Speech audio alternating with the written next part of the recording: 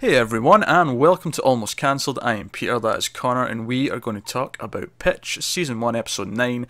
It's called Scratched. Full spoilers for the episode, as always. And also, this might be the penultimate episode of the season. We're having a bit of a tough time actually figuring out how many episodes the season has. So far, we're seeing 10, but I'm not seeing any concrete evidence of that either.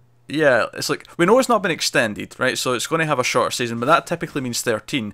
But everything we can find online has nothing past episode 10. But I also can't find any actual concrete, this was ordered for 10 episodes. Yeah, it's a bit up in the air. Yeah, so this next week could be the finale for season 1. I'm hoping we'll know when we see it. Yeah, as am I. But yeah, let's talk about this episode. So obviously we left the last one with Mike sort of deciding that he would be traded. You know, he'd be willing to be traded to Chicago. And this episode is a lot about the team not really knowing for sure, and he's sort of keeping it close to his chest. But the fans are also hearing rumours, you know, online. It's spreading, so it becomes kind of knowledge, even though he never officially confirms it, kind of thing. Which I liked actually. It led to a lot of nice sort of like, you know, when they play his final game, as it were, at least what they think is his final game, and he has that moment where they all start chanting because they want to see him, because they're pretty sure he's leaving, like they're pretty sure he's gone, so the fans all want him, and there was a lot of fun little moments, and it made it feel a little bit more I don't know, genuine, authentic. Yeah, it was a very heartwarming episode, I think. Yeah, there was a lot of small moments that I especially really liked. When, you know, Blip grills him for not like saying goodbye to the guys and not coming out for a beer or whatever, and he sort of, I wouldn't say storms off, but he leaves kind of like, you know, not in the best of moods. And Mike, like seconds later, yells after him to go for let's go for a beer. You know, he yells after him, but it's already a little bit too late. Like, that felt supernatural to me, the way he awkwardly sort of shouts after, but he's already gone. You know, right amount of awkward, right amount of kind of disappointment that he didn't catch him in time, kind of thing. Yeah, definitely.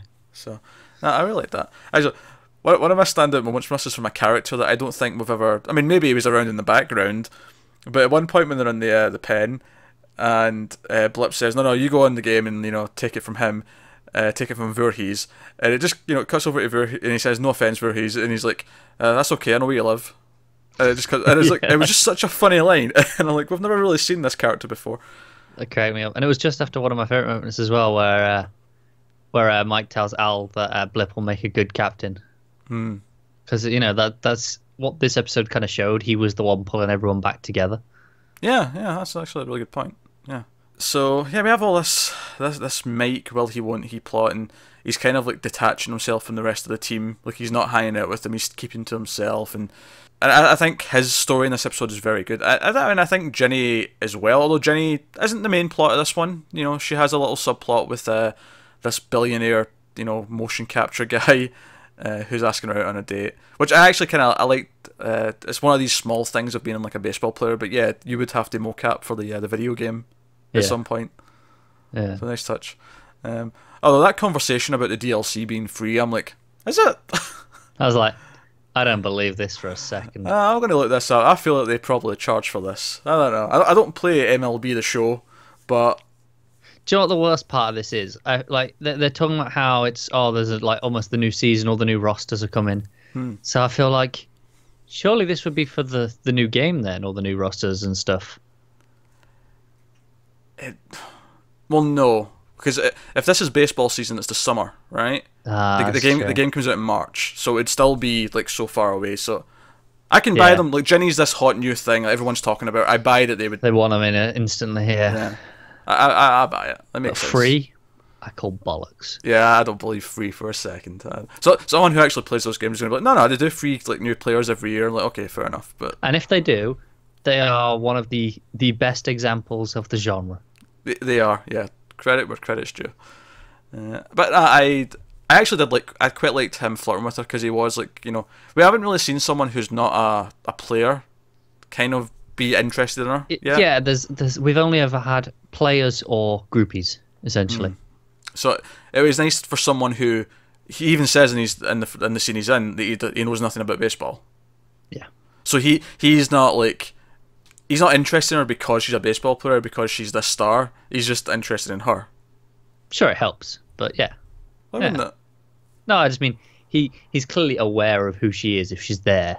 Oh yeah, well yeah, but like It's not the main draw. it's not the draw. Yeah, Mike stuff was very good. Obviously, we had a lot of other, and we'll come back to Mike for the ending, of course, which kind of tied in with Ginny. Actually, another fun moment with Mike and Ginny though is when Mike's like batting practice, and Ginny's like giving him lip and insulting him and all that. And at one point, Al's just like, "Can you please shut her up?" And all he means is actually hit the ball. just hit the damn thing so she'll stop. Yeah. But we had various other subplots going on through the episode. We had Oscar dating Al's daughter, which, you know, when you ask a woman not to take a job in another city because you want her to stay, you know, which is an obvious thing you would request. You know, you don't want someone you're romantically involved with to move to another place. And she then responds by refusing the job but taking a job that's even further away. It's hard not to take that a little bit personally. It's a bit of a kick in the balls, isn't it? Yeah, I turned down the job, but I'm leaving the country. Oh, that's so cruel. Yeah, that's a little bit. But I actually really enjoyed how that it brought like him and Al, because him and Al always seem to have this repertoire, but they kind of had this splitting of the ways around the whole. You know, a few episodes ago when when the new owner came in, and it felt like there was a sort of a divide that sort of definitely was created, and it feels like here she's like reunited these two friends who there's a reason why they were together. There's a reason why Al like put his neck out for him, and it's almost like Oscar kind of does the same thing here for Mike. Like, you know, eventually he puts his we don't see exactly what the deal is, but you know, Charlie says to him, "Are you willing to tie your career to Mike's?" You know, he says like if we keep him and we turn down this deal, it's on your head. Yeah, I feel like the implication was, if we now don't win the World Series, you're fired. That seems a bit extreme. To actually win the World Series? See, that's the thing, but the reason they were making this trade was they were kind of banking on the World Series, right? And they were going, or whatever it was they were playing. No, it was the opposite. They've practically written off the fact that they're getting to the World Series. It was Mike who, if he goes to the other team, will get into the World Series because that team. Yeah, but you say that, but like they're all saying the maths is still there. They could do it. They could, but it's not. It's not likely, but that's why I feel like the guy was going, well, we could boost our chances and make it more likely, but you're saying, no, we're going to stick like this. Okay, sure, but his argument, like Oscar's argument was never we're going to win the World Series. The argument is that Levon needs to be mentored. He needs to, because there's that great scene between him and Mike where Mike's like, yeah, you scored the home run, but you didn't score it for you. You scored it because you wanted to showboat and have a home run. Like, you need to play it safe for the other people, you know, the other batters who could have got another run after you, but they didn't because you refused to, like, stop at the base, you know? Yeah. Like, that idea that he needs to learn how to be a team player and learn what it means to be in that role as part of the team and not just be this hotshot. Like, and I like that. It added this, like, more depth to... You know, it's more than just being good on the field. It's more than just being able to hit the ball or be able to pitch the ball or catch the ball. There's times where you make the strategic play rather than what is necessarily the most impressive looking play. Yeah, and it was another example of Mike being groomed for the manager's role, I think. Yeah, I think that makes a lot of sense. So we had that, and again, kind of heartwarming. It kind of this episode kind of reestablished a lot of bonds between the various like. Relationships that have kind of fallen down. Oscar and Al, Mike and Oscar to an extent, you know, like they've been kind of rocky, and I feel like him putting his I mean, not that Mike knows about it yet, but him putting his neck out is something that could reap those kind of rewards. Yeah, definitely. The subplot I did not enjoy all that much. I know. Tell me about it. It's Jenny's brother Will and his restaurant that he is setting up, and Amelia. Don't get me wrong, it did give us the great moment where Amelia goes over and apologises for trying to, like, you know, butt in and stick her nose into the business, and then she comes back over to Elliot and says, that accomplished nothing. Yeah. That was good. That made me laugh. However, the plot itself is easily the worst thing about the show right now. It is. Do you know the thing is? We got this episode instead of flashbacks. Yeah, because, do you know what's funny? Like, 20 minutes into it, I was like, you know, no flashbacks, they're learning. And they kind of are, but we still had this stupid plot. And then I'm thinking, I might have preferred flashbacks. Because the problem with it just feels like this extra thing for extra drama's sake, and it doesn't feel natural. It doesn't feel like it belongs here. It's just, oh, Jenny's brother's got these problems, and it's going to affect her in some way. You know, now Evelyn's had her money like swindled from him. Yeah. You know? It's just like, oh, we're gonna have to go through a big falling out scene where they Yeah. confront each other. And it's just like, I can't be arsed with this. Yeah, and I'm kind of dreading that. Where it would have actually been more interesting if Will like proved Amelia wrong, and they actually did go have like a subplot of them opening a restaurant, and it was something they were succeeding at. You know, there was turmoil, but it worked. Yeah, I'd have been more interested in that, like, a million times more. Whereas now I'm just like, oh god, now we have to have the awkward scenes where they confront him and everyone's right, and Jenny realizes that she can't just give him a blank check every time he comes asking. It doesn't help that I feel like he's one of the weaker actors on the show as well. He was fine in the flashbacks when we first seen him, but it was That's just because he was barely doing anything. yeah, but it was like self-contained. Here he does kind of look a bit weak compared to everyone else. Like everyone else is hitting all these great little beats, these great little moments that really sell all the relationships. We talked about Jenny and Mike. We talked about even something as simple when Jenny has the idea to sort of force, because they're not letting Mike play in this final game because of the new team doesn't want him to be injured, doesn't want him to be playing, and Jenny kind of forces it by getting him on camera, putting on the helmet so the crowd all start chatting, so Al's kind of like his hands forced, but at the same time Al and Oscar as well eventually like, we're happy we actually got to do that, like, Yeah. we're happy we got to play against the rules. But even that small moment where Jenny like yells over at the cameraman and like turns and says, oh, he's got a crush on me, and then she turns back around and winks at him. Yeah. Just little moments like that they've got all these little aesthetic ticks and bonding kind of things that just. And the thing is as well, I feel like everyone else has a lot of chemistry together. Yeah, Whereas well done. with him, it always feels like you put him in a room with anyone and everyone feels awkward.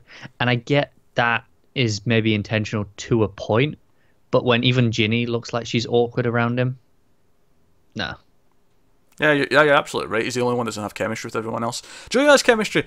Elliot and Amelia, I want more of them, like him, like giving her advice, because it's really funny. It is a lot of good fun. Yeah, it's really good.